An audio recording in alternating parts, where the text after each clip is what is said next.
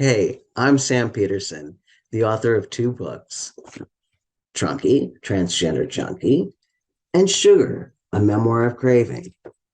I'm an old gay trans guy with bad teeth who likes knives. So I wanted to share my love of knives with you, but I'm not going to rate them or show you the newest and the latest and fanciest. There are so many people out there who do that and do it well. But what I am going to do is talk about my emotional and psychological connections with these objects. I will queerly share my queer love of knives with you. When I was a little boy, girl, I thought pocket knives were the best thing ever. My dad gave me my first pocket knife, a Barlow, when I was about 11 years old. To this day, I crave a knife with a metal bolster. Although I no longer want a slip joint. That's a knife with no lock.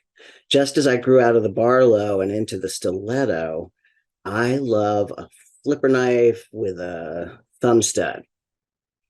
These days, people know that the fidget factor is everything.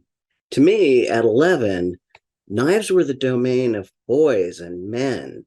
It was almost sacrosanct and forbidden, which is why when my dad gave me my first Barlow, I almost threw up in my Christmas stocking. Seriously, it was like a gut punch. Part of me whispered, "You don't deserve this." But my greedy boy self was too busy cutting up cardboard and shaving off branches to listen to her. And so it was, that awful inner dialogue of undeservedness. So much of my childhood is me curled tight in a shell, hoping no one will notice, while another part of me leaps in the air to catch that long pass on the 30-yard line. It was a constant battle. I couldn't help but be me, which was a very tomboy little girl for whom strength was everything, who loved knives, who would rather be up a tree or in a bike or in a creek, who had a real boss swagger. If you've ever seen the film Paper Moon with Tatum O'Neal, people said I reminded them of her. But another part felt so lost, so isolated and lonely.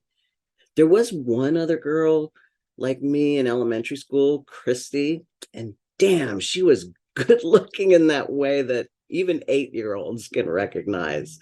And so, therefore, her tomboyishness was cute and desirable. The girls adored her and the boys admired her. I think the boys admired me too, even if that came with a bit of fear, because I was an insane left end on our little private school football team. I remember one time our little anemic team took on a team from DC, the city. They were twice our size and terrifying. I wanted to be on their team. And so I beat the hell out of them. We only got 3 points that day, but they were mine. A child juggernaut barreling through the line of boy men. As I got older, I acquired a few more knives, mostly Swiss Army types, and some kind of, once a Gerber that was actually good. I stuttered into the occasional knife purchase, but I didn't let myself fully surrender. And for some reason, I gave away a lot of really cool knives, which I'm very sad about, despite having done a good thing. Here are the only slip joint knives I own. An Italian MKM Fara in M30 in M390 steel with micarta inlays, and this is the Lionsteel Bestman one blade jack drop point carbon fiber, also in M390. They're both super cool knives in their way, but they lack a certain je ne sais quoi. They lack that fidget factor. When I was a kid, girls weren't allowed to be fidgety. It was expected from boys, Really, all sorts of bad and lazy behavior was expected and even demanded from boys. Boys sat very still, except for that one leg bouncing up and down a mile a minute. In my school, a girl could never. I did do one thing, and that was draw. I was a dreamy, fantasy filled artist, populating my margins with men's faces, which I would then spend a lot of time drawing facial hair on. Draw a clean shaven, even bald man, and fill him in with all the hair. The way I feel about knives now is the way I felt about mustaches then. It's what makes the man. As you can see, these each have their own fidgety flavor.